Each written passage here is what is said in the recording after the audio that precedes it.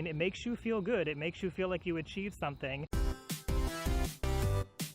In my head. Hey everybody, so I saw that there was a Dr. Phil episode, and I don't watch Dr. Phil regularly, so I'm a little late to the party on this, but there was a Dr. Phil episode where they had a YouTuber who claimed to be addicted to live streaming, and I wanted to talk about that today because something that they discussed on the show has some implications for how we maybe need to think about ourselves. You know, we're here on YouTube, I'm here on YouTube, so what does that mean for our mental health?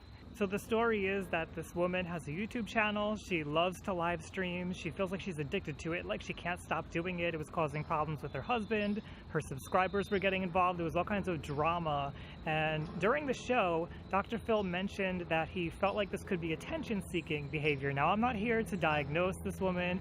I'm not saying that she even has a mental disorder or anything. I know she's here on YouTube, so I'm not trying to get into any of the drama. What I want to discuss is this idea of attention-seeking that Dr. Phil brought up, separately from the whole situation here with this YouTuber. I want to talk about attention-seeking, and this is a behavior I'm sure you're familiar with if you've ever been on YouTube for any extended period of time, or social media at all for that matter. Attention-seeking is a personality trait. Everybody has some degree of attention-seeking in their lives.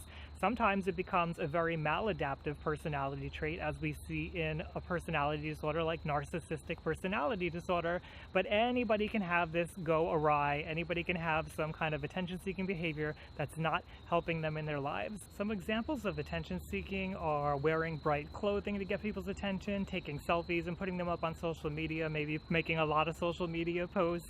It could be raising your voice. It could be trying to nag at people, texting them constantly. It's exactly what it says it is. It's trying to get people's attention. It would be like me going like this in front of you. It would be me starting up drama to try to get you to pay attention to me. It could be me withdrawing from you. Sometimes attention seeking doesn't look like something outwardly happening. It could be me getting away from you to make you question what's going on and to come back to me because you're hurt. That's another form of attention seeking, but we all kind of get a sense of what it is. So let's dive into why it might happen on YouTube. What I personally believe is happening when somebody is attention seeking is that they're avoiding the feeling of boredom. They're avoiding that feeling of being lonely, having to sit with themselves and their thoughts and their emotions, sometimes painful emotions that we don't want to feel, sadness, grief, anger. So we reach out to somebody else to try to distract us from those emotions, and that's what that is. It's kind of like this defensive move to try to protect ourselves from feeling emotions that we don't want to have to feel. So we reach out to other people, and we do it to get that attention so that we can make a connection and maybe get outside of our own heads. It's also a way for us to try to build up our self-esteem. It's actually not a good way to do it because we're using other people as our source of self-esteem. So we're relying on people to like us, to like our posts. We're relying on people to give us attention. And then when we don't get that attention from an external source, from people, then we start to feel even worse about ourselves. And then we don't want to feel that feeling, so we are driven to try to get more people's attention. And it's this vicious circle of trying to get our self-esteem needs met through other people. Of course, what you have to do is to focus on meeting your own needs and making yourself feel good. That's an emotional regulation skill. If you need any help with this, I do have some free worksheets over on my Patreon page. I'll leave the link below for you to check out. So that feeling of being alone can be agonizing. It can be really intolerable if we're not used to being alone, and it's something that we actually need to practice. It's something that our parents should have taught us to been able to do so that we could learn to regulate our own emotions, to be able to tolerate painful and unpleasant emotions. But if you didn't get that parenting, then you may go off to do this pattern of constantly seeking out people to make you feel less lonely, looking for other people to regulate your emotions, looking for other people for self-esteem. And this may be why social media is so attractive to some of us, because we can post something, we have a general good idea of whether it's going to get likes or not, whether people are going to communicate back with us. And so we keep this feedback loop going that we reference other people for our self-esteem, and we get a shot of dopamine, a good feeling basically, when we get some kind of attention online. Now let's take a second and talk about dopamine, because that's an actual neurological system in our body, the dopamine system. This is also called the seeking system. I'm going to continue talking about these systems as you watch more of my videos, as I learn about them myself. But the dopamine system, or the seeking system, you may know of it because it's been implicated in addictions, in chemical addictions. And so when we talk about this YouTuber and whether or not they have an addiction to live streaming, and we talk about attention seeking, it's very possible that there is something that resembles an addiction going on here, because that dopamine system, that seeking system in our body, gets a reward, which is the dopamine. It makes you feel good. It makes you feel like you achieved something, and it encourages you to keep seeking out that something. That's what's happening when we're attention seeking and we get the likes, we get the thumbs up, we get the subscribers, we get the hearts, we get whatever it is that we're looking for online. Besides just the dopamine seeking system, there's something else that I need to talk about here, and it's our attachment system. Attachment is what happens when we're a child, and it has to do with the way that our parents raised us. And if they raised us well, if they were good enough parents is what it's called, if they listened to our needs, if they acknowledged us, they didn't ignore us, they didn't tell us to not talk about our emotions, they actually developed a rich emotional environment for us inside of ourselves that we can acknowledge and draw on to know how to feel and how to move in the world, then we develop what's called a secure attachment. If we did not get those things, if they maybe withhold them, or in the case of what I think might be going on with attention seeking, if they withhold it sometimes. Sometimes you get what you need, sometimes you don't, and it's inconsistent enough to be confusing, and it's inconsistent enough that you don't feel like your needs are getting met. Then you can develop what's called an insecure attachment, and in particular, a preoccupied anxious attachment. This is something that I actually believe that I had. With a preoccupied anxious attachment, your needs weren't always met. So what you had to do was you had to raise your voice. You had to cry louder as a baby. You had to wave your hands in front of your parents. You had to scream. You had to kick. You had to throw temper tantrums. Because if you didn't do that, when you voiced yourself, when you asserted yourself, your parents weren't going to listen. So you learned, in order to get love, in order to get attention, in order to get the things that you need to survive, you had to raise your voice. You had to make it known that you were there. And so this is a pattern you develop early in life.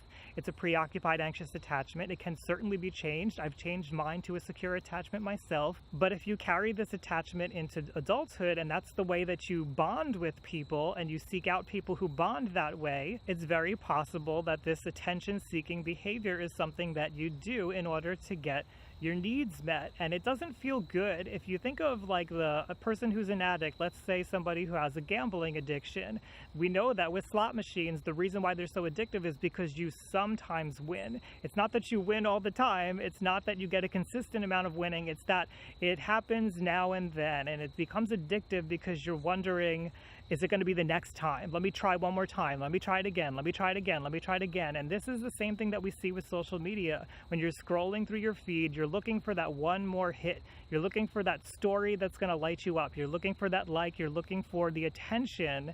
And it's this preoccupied, anxious attachment in you, which is a pattern that you've learned. And we know that personality disorders are patterns, so it's not that far-fetched to think that narcissistic personality disorder is something that can develop from this. I think that we need to consider all of these things when we talk about whether somebody is addicted to social media, because it doesn't get talked about enough. And typically what I see is that we start to blame the person for being attention-seeking. We put them down when, in many cases, they may actually be a victim here of poor parenting, and they've been living out a pattern for their entire lives that doesn't help them, that's maladaptive, that hurts them. And instead of helping them and teaching them the emotional regulation skills that they need, teaching them to give themselves high self-esteem, what we do is we put them down, we vilify them in the press, we vilify them on TV shows, we vilify them on our timelines, we get into drama about them, and we make big stories out of them, but we're not actually helping somebody. And I hope with my channel, that's something that I do, is that I give you the information to point you in the right direction and to be able to help yourself.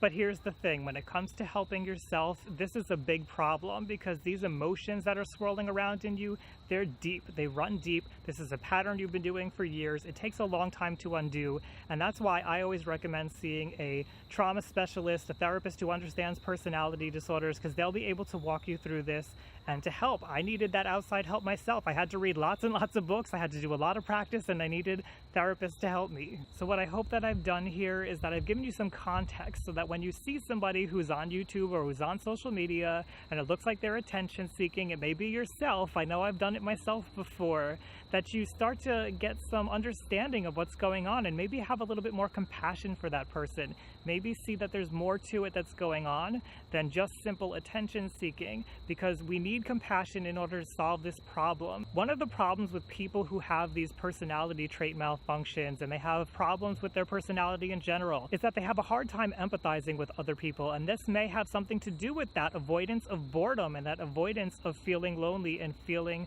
uncomfortable with being by yourself.